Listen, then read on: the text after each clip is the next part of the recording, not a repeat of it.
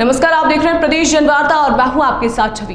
भाजपा को अपने ही वरिष्ठ नेता लालकृष्ण आडवाणी को टिकट न देना महंगा पड़ता नजर आ रहा है।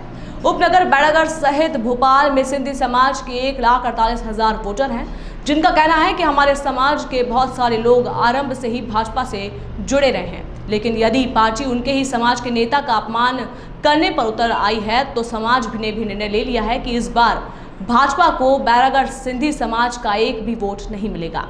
न खुदा ही मिला न विसाले सनम, न इधर के रहे न उधर के। मैं बात कर रहा हूँ बीजेपी के राष्ट्रीय और कद्दावर नेता लालकृष्ण आडवाणी की, जो कि हमेशा गांधीनगर सीट से चुनकर संसद भवन तक पहुँचते थे, लेकिन इस बार ऐसा नहीं हो पाएगा। वजह भी आपको बताते चलें, क्योंकि बीजेपी के राष्ट्रीय अध्यक्ष अमित शाह ने इस सीट से खुद लड़ने का फैसला किया है और वो इस वक्त गांधीनगर से चुनाव मैदान में है। और लालकृष्ण आडवाणी को उन्होंने घर रहकर आराम करने की सलाह दी। मैं इस वक्त मध्य प्रदेश की राजधानी भोपाल के उपनगर बैरागढ़ में मौजूद हूँ, जहाँ पर भारी तादाद में सिंधी समाज के लोग रहते हैं और उनका यहाँ बड़ा व्यवसाय भी है। अपने नेता को हाशिए पर जाते हुए देख उनके दिलों में कितना दर्द है, इस दर्द को आज हम जानने के लिए उपनगर यानी बैरागढ़ में मौजूद हैं यहाँ की जनता के साथ। हम बात करते हैं, यहाँ पर अभी हमारे साथ कुछ लोग मौजूद हैं, सिंधी समाज के लोग हैं। यहाँ पर बैरागढ़ में इनका काफ़ी रसूख है और हमेशा बीजेपी और कांग्रेस के अंदर इन्होंने अपने अपने वर्चस्व की लड़ाई लड़ते रहे हैं। आइए हम बात करते हैं। आपका नाम? प्रकाश आसुदानी। प्रकाश जी, मैं आपसे ये जानना चाहता हूँ कि जो लालकृष्ण आडवाणी आपके राष्ट्रीय नेता थे, उन्हें आज घर बिठा दिया गया, तो क्या मानते हैं आप इस बात? बड़ा ही दुख हुआ हमें जब हमें यह मालूम पड़ा, जिस नेता ने भाजपा को खड़ा किया, जिस नेता ने 2 सीट से लेकर 400 सीट तक भाजपा को पहुंचाया, जब ऐसे कद्दावर नेताओं का भाजपा ने कोई ख्याल नहीं किया और टिकट नहीं देना अपनी जगह है, जितना अपमान भाजपा ने उनका किया है वह हम समाज के लोग बहुत दुखी हैं और इसका नतीजा भी इस चुनाव में हम देंगे। क्या ये मान के चलें कि सिंधी समाज इस अपमान का बदला लेगा? बिल्कुल लेगा। किसी भी समाज का जब संसद में बात रखने वाला होता है, तभी उस समाज की समस्याएं, परेशानियां दूर होती हैं। आज हमें तो ऐसा लग रहा है, जिस तरीके से आदमी यतीम हो जाता है, हमें भी ऐसा ही लग रहा है, हमारा समाज यतीम हो गया। लोकसभा सीट जो है भोपाल में, उस सीट से दिग्विजय सिंह को टिकट दिया गया, तो क्या मान के चले दिग्विजय सिंह के लिए बहुत ही बढ़िया समय है? बिल्कुल बढ़िया समय है, क्योंकि एक तो ये हमारे सिंधी समाज के 1 लाख सवा लाख वोट हैं भोपाल में, वो बेहद ही नाराज़ हैं आडवाणी को टिकट न देने के कारण, क्योंकि इन्होंने पहले भी उनका अपमान किया था। पूरे देश के सिंधी समाज ने ये समझा था कि उनको राष्ट्रपति बनाया जाएगा, लेकिन उनको राष्ट्रपति नहीं बनाया गया। फिर अभी जब टिकट काटी गई तो उन्होंने तभी भी उफ तक नहीं की। अभी परसों ही उनका हमने बयान देखा तो बड़ा दुख हुआ। उन्होंने ये कहा कि मेरा जो टिकट कटा है वो बेहद ही गलत तरीके से काटा है और मुझे दुख हुआ है, न मुझसे पूछा गया है। तो जो भारतीय जनता पार्टी के संस्थापक थे, एक प्रकार से जो 1980 में स्थापना की, उनका टिकट काटा गया। ऐसा लगता है कि चौकीदार ने घर के मालिक के ऊपर कब्जा कर लिया है। चौकीदार को क्या मानेंगे? चौकीदार चोर है। हमारे बीच सिंधी पंचायत के अध्यक्ष भी मौजूद हैं। क्या नाम है आप? साबू रिजवाणी।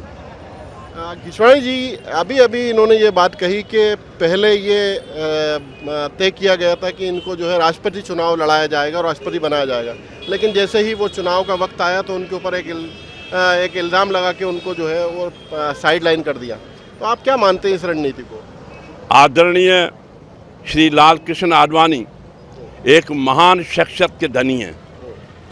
लियाकत, काबिलियत और दीर्घ अनुभव को देखते हुए, और जिसने पार्टी के लिए सब कुछ किया हो, न सिर्फ सिंधी समाज को गर्व है, पार्टी को भी गर्व होना चाहिए कि सर्वप्रथम उन्हें टिकट दिया जाए जिसने पार्टी को बढ़ाया है, देश को बढ़ाया है।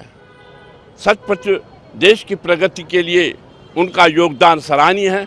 मैं चाहूँगा कुछ भी हो, लेकिन उन्हें टिकट दिया जाए। टिकट उन्हें दी जाती है जो जीतने की संभावना प्रकट करता है। वास्तव में आज भी मुझे विश्वास है कि वो निश्चित रूप से जीत भी आएंगे। लेकिन अब तो कोई गुंजाइश नहीं है, क्योंकि अमित शाह खुद चुनाव मैदान में गांधीनगर से। पार्टी को उसका ध्यान देना चाहिए, पार्टी को उसका ध्यान देना चाहिए। किसी भी तरह से दूसरे स्थान से कहीं भी अगर अगर अगर पार्टी उनको ओबलाइज नहीं करती है तो क्या एक्शन होगा सिंधी समाज का? सिंधी समाज आपस में मिलेंगे, तय करेंगे हमको क्या करना है, क्या करना चाहिए, तब उस पर कार्रवाई होगी। हम तो विरोध करेंगे और माननीय आडवाणी जी सिर्फ सिंधी समाज के ही नेता है, वो सभी दलों के नेता हैं। उनका माननीय मोदी जी को जो जवाब मिलेगा वो सिंधी समाज तो देगा ही देगा, परंतु दूसरे भी समाज हैं जो लाल कृष्ण आडवाणी जी को पसंद करते, वो भी उसको अच्छी तरह से इस चुनाव में जवाब देंगे। कि इतने बड़े नेता को इस तरीके से बाहर कर देना, उनको टिकट ना देना, ये दुखद घटना है सिंधी समाज के लिए, आमजन के लिए। लाल कृष्ण आडवाणी जी पूरे भारतवर्ष के नेता हैं, वो अकेले नेता नहीं हैं। यूथ भी उनको पसंद करता है, उनकी नीतियों को पसंद करता है। आने वाला समय भारतीय जनता पार्टी के लिए इसी समाज से नहीं, बल्कि और भी जो समाजें हैं उनसे भी उनका बायकॉट होने वाला है। ये नुकसान भारतीय जनता पार्टी कभी भी पूरा नहीं कर पाएगी। बीजेपी की इस हरकत का लाल कृष्ण आडवाणी क्योंकि फाउंडर मेंबर हैं बीजेपी के, और उन्होंने अपने ताकत और काबिलियत पर जो है इस पार्टी को जो है 2 सीट से सत्ता के सिंहासन पर लाकर बिठा दिया। क्या सोचते हैं आप? हमारे प्रधानमंत्री नरेंद्र मोदी जी हैं, ये उस समय चीफ मिनिस्टर हुआ करते थे गुजरात के। उस समय जब गुजरात के अंदर दंगा हुआ था, उस समय अटल बिहारी वाजपेयी जी ने एक बयान दिया था कि चीफ मिनिस्टर ये यहाँ नहीं होना चाहिए क्योंकि इसने बहुत गलत काम किया है। लेकिन वो आडवाणी जी थे जिन्होंने इनको बचाया था कि नहीं, ये नरेंद्र मोदी जी यहाँ पर रहेंगे। लेकिन आज वो शिष्य और गुरु की परंपरा का जो उन्होंने उनको ये उल्लंघन निर्वहन किया जाना था, उससे परे हट के उन्होंने हाँ गुरु दक्षिणा के अंदर उनको ये किया कि उनकी टिकट उनको बिना बताए उसकी टिकट काट दी गई। घर पे रहकर आराम करने की सलाह दी गई। हाँ घर पे, हाँ यही समझ लीजिए। क्योंकि देखिए आज जो हम सिंधी समाज की तरफ से आडवाणी जी को हम बोलते हैं कि वो बड़ा दुखद है, लेकिन उसके अलावा भी दूसरे समाज के लोग भी दुखी हैं। क्योंकि आडवाणी जी भली समाज से हमारे संबंध तक थे, लेकिन उन्हें भारतीय जनता पार्टी को जितना तन मन धन से सींचा है, और पूरे समाज ने तन मन से उनका समर्थन भी किया था इस पार्टी का। लेकिन जो कुछ समय के अंतराल के बाद इनको धीरे धीरे दरकिनार किया गया, और उसका परिणाम यहाँ मध्य प्रदेश में सिंधी समाज में कांग्रेस के रूप में सरकार आई, उसका उनका प्रतिफल भी उनका जो परिणाम भी भारतीय जनता पार्टी ने भोगा है। जो आज जो हमारी सत्ता है कांग्रेस की, वो क्यों है? वो इसकी वजह से कि हमारे समाज के लोगों ने खुलकर कांग्रेस का समर्थन किया है, और कम से कम 7 सीटें जबलपुर, ग्वालियर और भोपाल से जो कांग्रेस में आई है, वो भारतीय जनता पार्टी को हारने के बाद कांग्रेस में आई है। तो आज जो सत्ता आई है वो हमारे समाज ने भी खुलकर समर्थन किया है, और ये जो रोष है, जो अभी टिकट उनका काट दिया गया है, उसका भी दुष्परिणाम पूरे भारतवर्ष में भोगेगी ये भारतीय जनता पार्टी। आपका नाम? मेरा नाम गुलाब जेठानी है। हर पद पे पहुंचने से पहले लाल कृष्ण आडवाणी का रास्ता खुद नरेंद्र मोदी रोकते रहे, क्या वजह है? वही हमें तकलीफ़ है।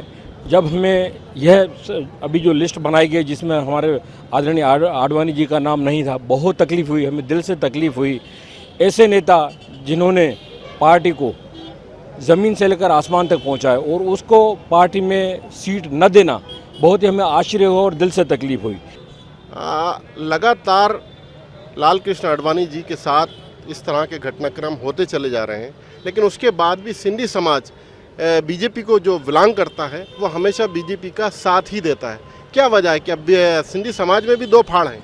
ऐसा नहीं है। जब राजनीति आडवाणी जी की शुरू हो रही थी, एक अपनापन रहता है। जब आडवाणी जी राजनीति में आ रहे थे और सिंधी समाज को भी कोई निर्णय लेना था, तो हमने स्वतः वो बात की कि हमने आडवाणी जी का साथ दिया, और आज भी हम आडवाणी जी के साथ हैं। पर जिस पार्टी ने अपने भीष्म पितामह को, जिसने 2 सीट से लेके आपको सरकार और सत्ता का नशा जो आपको आ गया है, जिसके कारण आपको मिला है उसको अगर आप इस तरीके से दरकिनार करेंगे तो ये न केवल आडवाणी जी का अपमान है, मुझे लगता है संपूर्ण सिंधी समाज, और न केवल भोपाल में मध्य प्रदेश में खड़े होकर मैं ये बात कह रहा हूँ, ये पूरे हिंदुस्तान के संपूर्ण सिंधी समाज का अपमान भारतीय जनता पार्टी ने किया और उसका खामियाजा जल्दी उनको जो लोकसभा चुनाव है वहाँ उनको देखना पड़ेगा। आप ऐसे भीष्म पितामह, जैसे मैं कह रहा हूँ वो सिंधी समाज से नहीं भी हूँ, मैं एक और ऊपर की बात कर रहा हूँ, तब भी आप ऐसी व्यक्तित्व को जिसने आपको आप बनाया, जब आपके खिलाफ अटल जी कह रहे थे कि इसको बाहर निकालो तब आडवाणी जी कह रहे थे कि नहीं अच्छा आदमी है।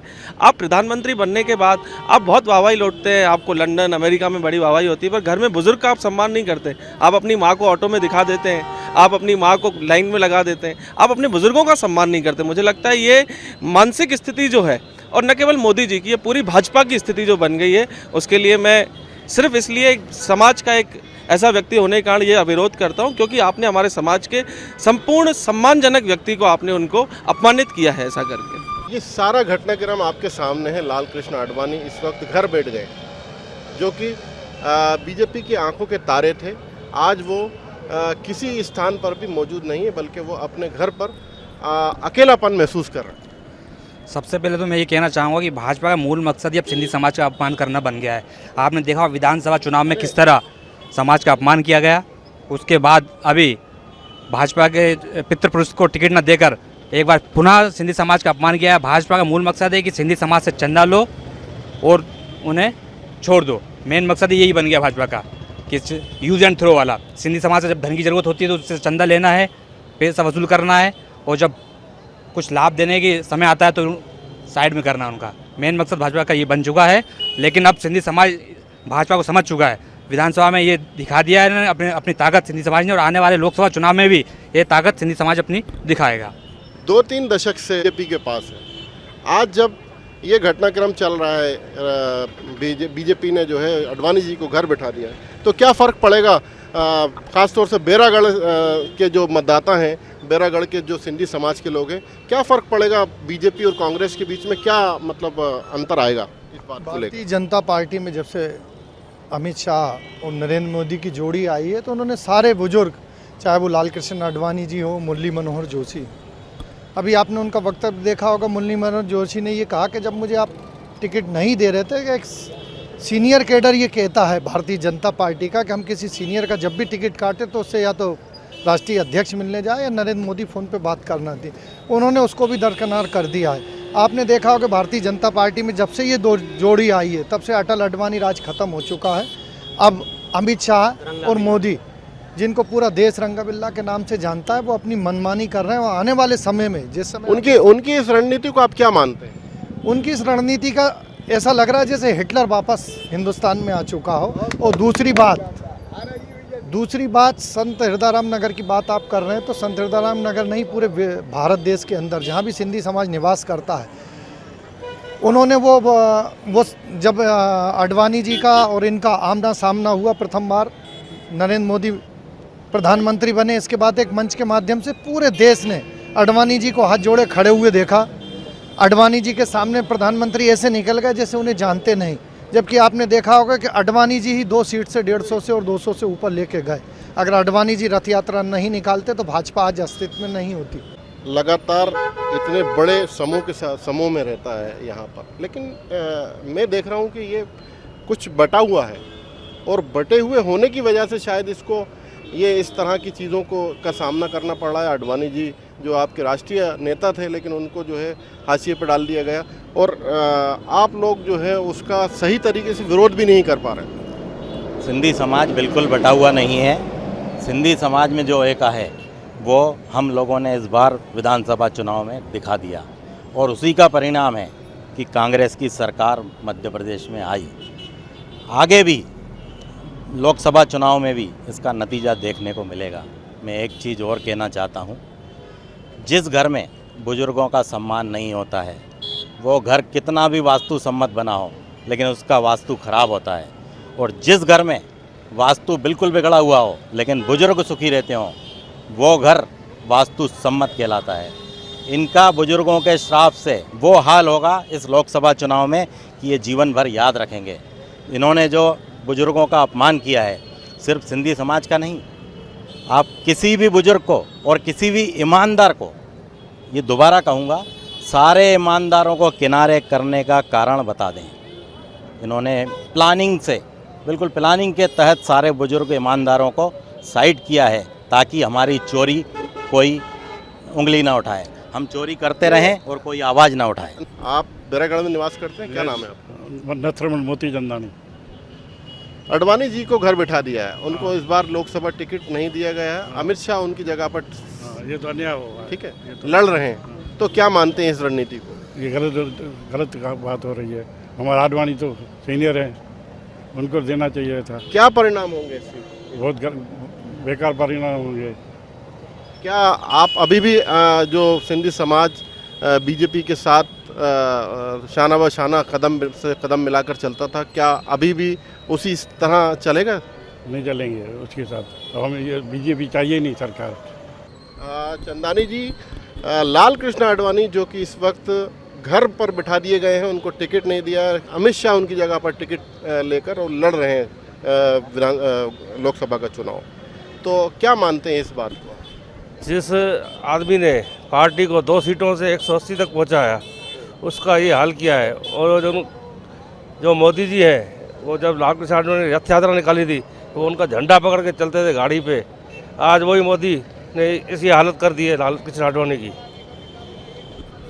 तो हम ये मान के चलें कि जिस सीढ़ी पर चढ़कर सत्ता पर आसीन हुए थे, उस सीढ़ी को सत्ता में पहुंचते साथ धक्का दे दिया। सत्ता के नशे में मदहोश है वो अपने गुरु को भूल गया जिसने इसको बचाया। जबकि ये अटल आडवाणी जी ने मोदी जी को बचाया जब वाजपेयी जी प्रधानमंत्री थे, उनको पद से हटा रहे थे, मुख्यमंत्री पद से। उस वक्त आडवाणी जी ने आगे आके उनको बचाया था। क्या मानते हैं इस बार कौन बनेगा प्रधानमंत्री? निश्चित ही प्रधानमंत्री राहुल जी बनेंगे।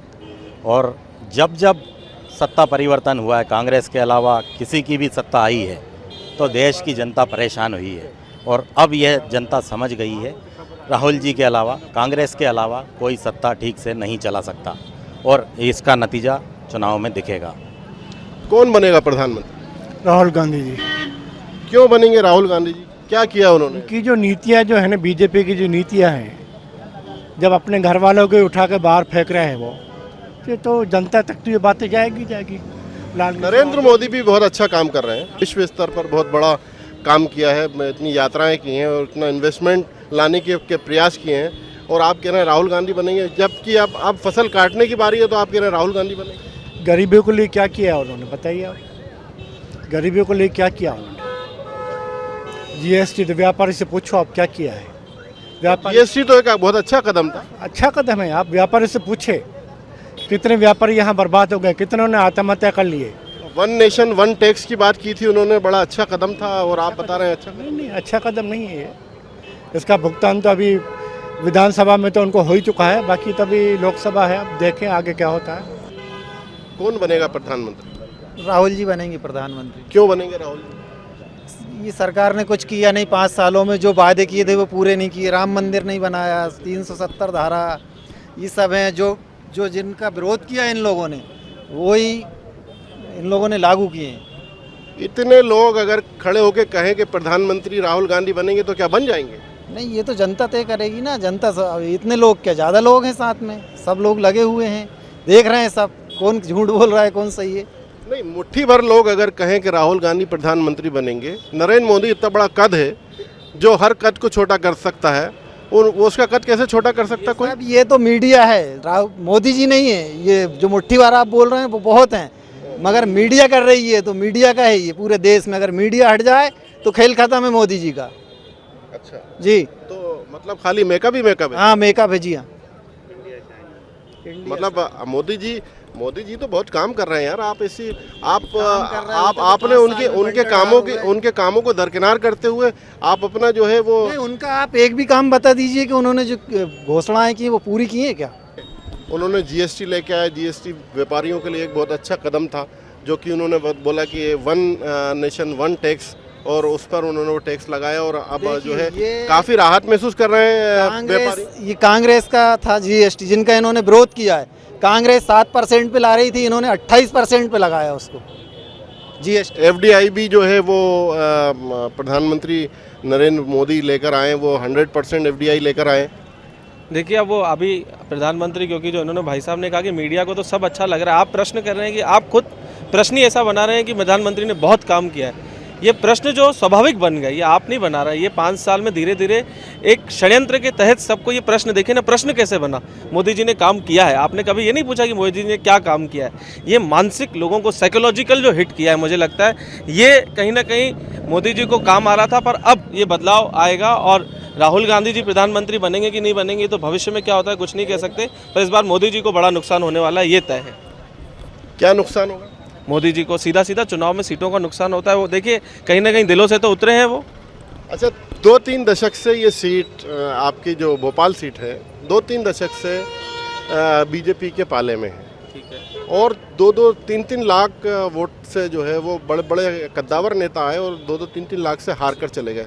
दिग्विजय सिंह क्या इस खाई को पूरा कर पाएंगे? निश्चित ही करेंगे। भर पाएंगे? आपको क्या लगता है? दिग्विजय सिंह राष्ट्रीय नेतृत्व है, इतना बड़ा नाम है, मुख्यमंत्री रहे, प्रदेश जिन्होंने चलाया, और उसके बाद इन 3 दशकों में किसी विधायक ने हमको गाली तो नहीं दी थी, ये भी नुकसान होगा। इन 3 दशकों में आडवाणी जी को तो बाहर नहीं किया था, वो भी हमको फायदा होगा। तो कहीं ना कहीं कांग्रेस पार्टी को जो इन्होंने गलत काम किए हैं 5 साल, और दिग्विजय सिंह साहब जैसा चेहरा, आप बताइए, आप भी इस बात से कहीं ना कहीं मन में सहमत होंगे कि एक बड़ा नाम रखा है, और ऐसा नाम है जो राजनीति में चाणक्य भी माने जाते हैं। एक ऐसी राजनीति करते हैं जो सबको साथ में लेके लेने की राजनीति करते हैं। तो दिग्विजय सिंह साहब एक अच्छा नाम है, और निश्चित ही मुझे लगता है ये चुनाव 2-3 लाख की खाई जो आपने बताई, ये खाई पूरी होगी। और कहीं ना कहीं खुशखबरी संपूर्ण कांग्रेस पार्टी के लिए, दिग्विजय सिंह साहब जब ये चुनाव जीतेंगे तो आप खुद हमसे एक बार फिर प्रश्न करेंगे कि आपको 3 दशक बाद सीट जीत के कैसा लग रहा है, तब हम खुशी अपनी बताएंगे। अच्छा, दिग्विजय सिंह अगर जीत भी जाते हैं तो क्या उम्मीदें हैं आपको उनसे?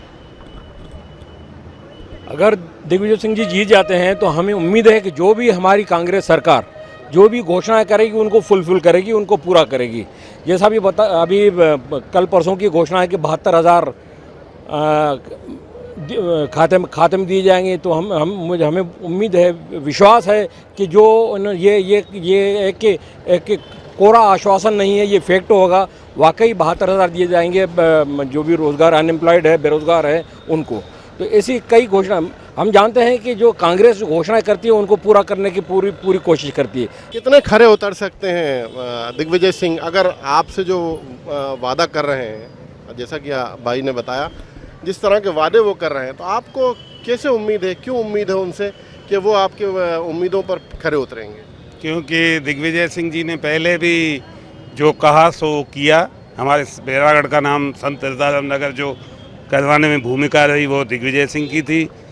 93 में जब पट्टे बांटे गए सिंधी समाज को, कैंप लगाया गया, घर घर जाकर पट्टे वितरित किए गए सिंधी समाज के लोगों को। उसके बाद सिंधी साहित्य अकादमी की स्थापना दिग्विजय सिंह जी ने की। सिंधु भवन ट्रस्ट जो बनवाया गया वो दिग्विजय सिंह ने बनाया। 10 साल में सिंधी समाज के हमारे जो नारीमल नरवानी थे उनको बीडीए का वाइस चेयरमैन बनाया, सिंधी समाज को सम्मान दिया। लेकिन भारतीय जनता पार्टी ने 14-15 साल में शिवराज जी ने जो बैरागढ़ के लोगों को मर्ज दे दिया, मर्जर का, आज तक वो नहीं हटा है। हमारे कई जो मकान दुकान बनवाने में जो भी अड़चनें आती है वो मर्जर की वजह से आती है। पूरा सिंधी समाज के ऊपर ये थोपा गया। 2011 में शिवराज ने नवक सभा में कहा था कि मर्जर समाप्त है, लेकिन अभी तक मर्जर समाप्त नहीं हुआ है। शिवराज सिंह एक बहुत ही जिताऊ चेहरा, पूरे मध्य प्रदेश में उनकी लोकप्रियता है। अगर वो दिग्विजय सिंह के सामने चुनाव लड़ते हैं तो क्या पोजीशन बनेगी?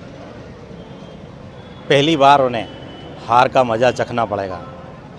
वो दिग्विजय सिंह के सामने बिल्कुल नहीं टिक सकते, क्योंकि शिवराज जी बैरागढ़ में खुद आके उन्होंने खुद कार्यक्रम अरेंज किया और आकर घोषणा की मर्जर को मैं निपटाऊंगा, और किसी बैरागढ़ के निवासी को मर्जर से तकलीफ़ नहीं होगी। दूसरी बात, यहाँ सारे पट्टे जिनको पट्टे नहीं मिले उनके पट्टे बंटवाऊंगा। आज उस घोषणा को 10 वर्ष हो गए, 4-5 बार आकर उन्होंने वायदा किया, कभी भी इस समस्या का हल नहीं निकाला।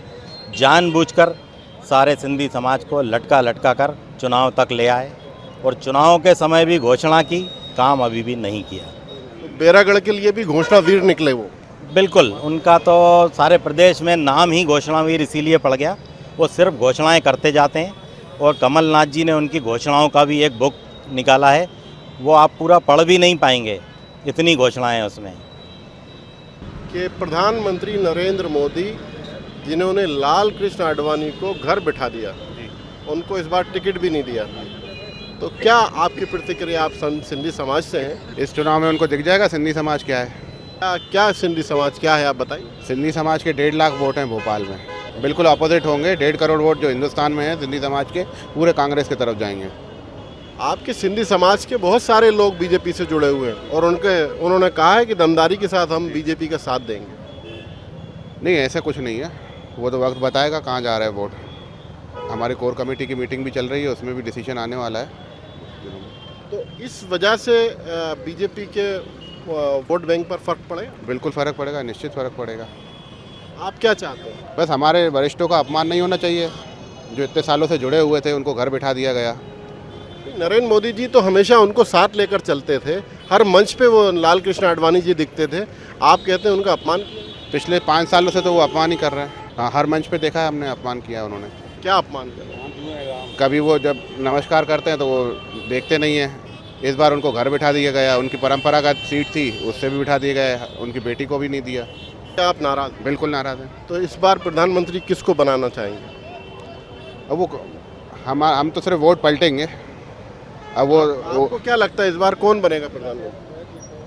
अब वो मेरा डिसीजन नहीं है, हमें तो सिर्फ वोट पलटना है, क्योंकि हमारे समाज का अपमान हुआ है, उसका बदला हमें लेना है।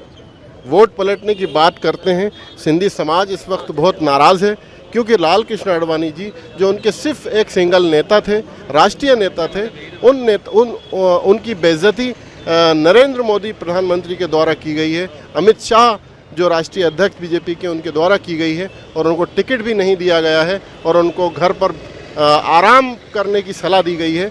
तो कहीं ना कहीं सिंधी समाज के अंदर एक ये बड़ी टीस है दिल में कि ये इस तरह की जो चीज़ हुई है वो सिंधी समाज के लिए अच्छी नहीं हुई है और उनको जो है बहुत ही तकलीफ़ है। कितनी तकलीफ़ है आपको? लाल कृष्ण आडवाणी जी को घर बैठा दिया गया है, उनको टिकट नहीं दिया गया है और उनकी जगह पर अमित शाह जी लड़ रहे हैं। मेरे को अकेले को तकलीफ़ नहीं है, पूरे समाज को तकलीफ़ है कि लाल कृष्ण आडवाणी ने जिस पार्टी को ज़मीन से आसमान तक पहुंचाया, उस आदमी को उन्होंने आज टिकट नहीं दिए। सिंधी समाज इसका अपमान का बदला लेगा और इस बार बीजेपी को वोट नहीं देके आपका कहना है कि जिस आदमी ने पार्टी को फर्श से अर्श तक पहुंचाया, उसी पार्टी ने उस वक्त व्यक्ति को अर्श से फर्श तक पहुंचा दिया। जी, उनको बिल्कुल नज़रअंदाज किया है और पार्टी से बाहर करने का रास्ता दिखा दिया है। अपमान का बदला आप कैसे लेंगे? बिल्कुल लेंगे, कांग्रेस को वोट देंगे और भारी बहुमत से कांग्रेस को जिताएंगे। दिग्विजय सिंह जो यहाँ से भोपाल लोकसभा सीट से चुनाव मैदान में है, और हो सकता है कि शिवराज सिंह चौहान भी उनके सामने एक चेहरा हो बीजेपी का, तो आप किसको चुनेंगे? हम दिग्विजय सिंह को जिताएंगे, भारी बहुमत से जिताएंगे। माँ बाप बच्चा पैदा करते हैं कि पाल के बड़ा करे कि हमारे को सुख मिले, सुख नहीं मिला, उसको निकाल के उसको फेंक दिया ऐसे कि भाई उसने कुछ करा ही नहीं जैसे कुछ। अच्छा, मतलब बाप को घर से बाहर निकाला? हाँ, बाप को घर से भगा दिया। ऐसे ही जो हो रहा है हिंदुस्तान में, और क्या हो रहा है? तो अच्छा, आप बताइए कौन बनेगा प्रधानमंत्री? राहुल गांधी को बनना चाहिए। और देश में जितने भी शहीद हुए हैं तो कांग्रेस के नेता बड़े बड़े शहीद हुए, बीजेपी का कोई हुआ है क्या नेता शहीद? बताओ आप।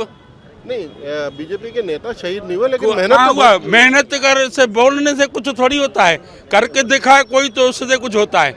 प्रधानमंत्री लगातार इस फिराक में लगे हुए हैं कि वो प्रधानमंत्री बने, और वो इतने काम कर रहे हैं, लगातार 18-18, 20-20 घंटे काम कर रहे हैं, और आप कह रहे हैं कि राहुल गांधी प्रधानमंत्री बने। वो क्या है, प्रधानमंत्री का दिखावा है। आज प्रधानमंत्री ये कहते हैं कि 70 सालों में हिंदुस्तान में कुछ नहीं हुआ, पर मैं एक शब्द कहूँगा कि आज मोदी जी अपनी उम्र बताते हैं कि 70 सालों में क्या हुआ। 70 साल पहले मोदी का भी जन्म हुआ था, 70 साल पहले मोदी का भी जन्म हुआ था। ये ना कहें कि देश में पहले सुई नहीं बनती थी। ऐसा नहीं कि 4 साल में मोदी के आने के बाद सब कुछ बनना चालू हो गया। ये जितने प्रोजेक्ट है सब कांग्रेस की देन है, जिसका ये लाभ उठा रहे हैं। और केवल फेंकू जनता को भ्रमित करना, जुमलेबाजी, ये तो सबको मालूम है। पर एक नंबर का फ्रॉड प्रधानमंत्री हिंदुस्तान को मिला है, जिससे हिंदुस्तान की जनता बिल्कुल दुखी है, गरीब तबका दुखी है, बिल्कुल हिंदुस्तान को बर्बाद कर दिया। लगातार सोशल मीडिया पर कैंपेनिंग चल रहा है कि मैं भी चौकीदार हूँ, और आप कह रहे हैं कि वो सारे लोग उनके साथ हैं। और आप नहीं, इस बात में मानूंगा, मोदी सत्य है। और 2019 में उनको विसिल मिल जाएगी चौकीदारी करने के लिए, कोई दिक्कत नहीं, कोई कॉलोनी भी मिल जाएगी, चौकीदारी करेंगे, बराबर करेंगे चौकीदारी। वो देश की नहीं करेंगे, किसी कॉलोनी की चौकीदारी करेंगे, वो भी गुजरात के अंदर। हिंदुस्तान की चौकीदारी नहीं कर सकते, हिंदुस्तान तो वैसे ही अलर्ट है। हिंदुस्तान की चौकीदार तो वो तो सेना खड़ी हुई है हमारी। लाल कृष्ण आडवाणी जी जो आपके सिंधी समाज से बिलोंग करते हैं, और गांधीनगर से वो हमेशा चुनाव लड़ते थे, लेकिन अब उनका टिकट काटकर अमित शाह जी जो है चुनाव लड़ रहे हैं, तो क्या प्रतिक्रिया है आपकी सिंधी समाज की तरफ से? समाज और देश, पूरा देश की जनता देख रही है। ये दुर्भाग्य की बात है कि जो भाजपा के मार्गदर्शक थे, भाजपा को आगे बढ़ाने वाले थे, 200 से 200 सीट तक ले आए, उनकी अनदेखी हो रही है और उनका बहिष्कार किया जा रहा है एक प्रकार का, और एक प्रकार का तिरस्कार है ये जो है बहुत ही बड़ा कुठाराघात है। हमारे जो वरिष्ठ हैं, आदरणीय लोगों का साथ जो ये किया जा रहा है, ये गलत है। हम इसका बहुत विरोध करते हैं, तहे दिल से निंदा करते हैं। सिंधी समाज किस तरह इस अपमान का किस तरह बदला लेगा? सिंधी समाज तो अब देखिए, समाज तो अपना काम करेगा। वो जो वोट देंगे, जो जनता वोट देगी, वो इसके विरुद्ध ही जाएगा, भाजपा के। इसका पूरा भाजपा को नुकसान होगा, सिंधी समाज पूरा इसका विरोध करेगा। इस संबंध में बीजेपी प्रवक्ता राहुल कोठारी से पूछे जाने पर उन्होंने अपनी प्रतिक्रिया जाहिर की। देखिए, पार्टी का प्रयास रहा होगा कि इस पूरे वर्ग को, समाज को प्रतिनिधित्व दिया जाए, लेकिन कभी कभी ऐसा होता है कि बहुत अच्छे उचित कार्यकर्ता नहीं मिल पाते जो जीतने योग्य हों। और निश्चित रूप से जिस तरीके से आदरणीय आडवाणी जी ने अपना पूरा जीवन पार्टी को समर्पित दिया है, वो हमारे मार्गदर्शक हमेशा रहने वाले हैं। लेकिन भारतीय जनता पार्टी के पास देश में तमाम कार्यकर्ता संगठन में और विधायकों के रूप में हैं जो सिंधी समाज से आते हैं। हमें लगता है ये सारा मामला जो है समाज को भी समझना चाहिए, अन्य समाजों को भी समझना चाहिए कि देश पहले होता है, उसकी चिंता और सेवा करने के नाम पे हमें आगे बढ़ना चाहिए। समाजों को निश्चित रूप से अपने आप में कहीं ना कहीं महत्वपूर्ण योगदान मिलेगा। इस संबंध में जब हमारे प्रदेश जनवार्ता के प्रधान संपादक मोहम्मद यूसुफ ने भोपाल लोकसभा सांसद आलोक संजर से बात की, तो उन्होंने कुछ इस तरह अपनी प्रतिक्रिया दी। बीजेपी के वरिष्ठ और कद्दावर नेता लाल कृष्ण आडवाणी, जिन्होंने 1990 के दशक में राम मंदिर आंदोलन खड़ा किया और पार्टी को एक नई ऊंचाइयों तक पहुंचाया, 2 सीट वाली बीजेपी को सत्ता के सिंहासन तक पहुंचाने में लाल कृष्ण आडवाणी का बहुत ही अहम रोल रहा है। लेकिन जैसे ही बीजेपी सत्ता के सिंहासन तक पहुंची, तो लाल कृष्ण आडवाणी को दूध में से मक्खी की तरह निकालकर फेंक दिया। इसी संबंध में आज हमारे साथ बात करने के लिए मौजूद हैं भोपाल लोकसभा सीट से सांसद आलोक संजर जी। आइए जानते हैं इस मामले में उनकी प्रतिक्रिया क्या है। लाल कृष्ण आडवाणी, जिन्होंने कड़े परिश्रम से पार्टी को सींचा और उसके पौधे को बड़ा किया और सत्ता के सिंहासन तक पहुंचा दिया, लेकिन सत्ता के सिंहासन तक जैसे ही बीजेपी पहुंची तो उन्हें दूध में से मक्खी की तरह निकाल कर फेंक दिया। क्या वजह रही? सबका अपना अपना सोचना है, अलग अलग, जिसकी जैसी दृष्टि उसकी वैसी सृष्टि है। माननीय आडवाणी जी हम सबके आराध्य हैं, और यह सही है कि उन्होंने अपना पूरा संपूर्ण जीवन भारतीय जनता पार्टी को, एक विचार को दिया है, और इसलिए लोग इस बात के बारे में अलग अलग तरह से कयास लगा रहे हैं। आडवाणी जी का पूरा सम्मान भारतीय जनता पार्टी में एक पिता तुल्य है, और उनको हमेशा सम्मान मिलता रहेगा। अच्छा, पूरे भोपाल का अभी मेरी बात हुई कई सिंधी समाज के लोगों से, पूरे भोपाल के सिंधी समाज के लोग इस बात से नाराज़ हैं, तो इसका क्या विकल्प है? उनके जख्मों पे कहाँ कैसे मरहम लगाएंगे? मुझे नहीं लगता कि कोई भी नाराज़ है। आदरणीय आडवाणी जी, उन सब ने हम जैसे अनेकों अनेक कार्यकर्ताओं को खड़ा किया है, और चाहे वो कोई भी समाज के, उन्होंने कभी समाज की बात तो करी ही नहीं। पिछली बार भी उन्होंने मुझको आशीर्वाद दिया था और मैं भोपाल से चुनाव लड़ा था। इसलिए सिर्फ कुछ लोग ऐसी बात कह सकते हैं, लेकिन सर्व समाज जो है, सिंधी समाज जो है, वो एक राष्ट्र की विचारधारा से जुड़ा हुआ है, और जो राष्ट्र की विचारधारा है वो महत्वपूर्ण विचारधारा है। यहाँ पर आकर सारी बातें गौण हो जाती है, और कोई भी नाराज नहीं है, मैं इस बात को जिम्मेदारी से कह सकता हूँ। अच्छा, अब टिकट को लेकर, भोपाल सीट से टिकट को लेकर घमासान मचा हुआ है। कई कयास लगाए जा रहे थे कि कभी शिवराज सिंह चौहान को लेकर आ रहे हैं, कभी वो नरेंद्र सिंह तोमर आ रहे हैं, कभी उमा भारती आ रही हैं, लेकिन ऐसा प्रतीत होता है कि पार्टी आप ही पे जो है विश्वास जताना चाह रही है। मैं भारतीय जनता पार्टी का एक बहुत ही छोटा सा कार्यकर्ता हूँ और इस भारतीय जनता पार्टी ने मुझको बिना मांगे जो कुछ आज तक दिया है वो इतना ऋण मेरे ऊपर है कि मैं कई जन्म लूँगा तो ऋण उतार नहीं पाऊँगा। और जहाँ तक सवाल है चुनाव लड़ने का, तो मैं पहले भी बोलता था कि मैं चुनाव नहीं लड़ा हूँ, भारतीय जनता पार्टी चुनाव लड़ी है, भारतीय जनता पार्टी ही चुनाव जीती है। हम एक सांकेतिक रूप में, एक प्रत्याशी के रूप में हम चुनाव लड़े थे और वर्तमान समय में भी कमल का फूल चुनाव लड़ रहा है। और मैंने कोशिश करी कि जितना समय मुझे जनता ने दिया उस समय मैंने हर व्यक्ति से व्यक्तिशः बात करने का प्रयास किया, उसकी समस्याओं का समाधान करने का प्रयास किया और बहुत ही ईमानदारी से मैंने काम करने की कोशिश की है। मुझे पूर्ण विश्वास है कि जो मेरा रिपोर्ट कार्ड है ये इस चुनाव में बहुत हमको फ़ायदा देगा और ये रिजल्ट जो आएंगे वो in favour of Bharatiya Janata party आएंगे। हमसे बात करने के लिए बहुत धन्यवाद।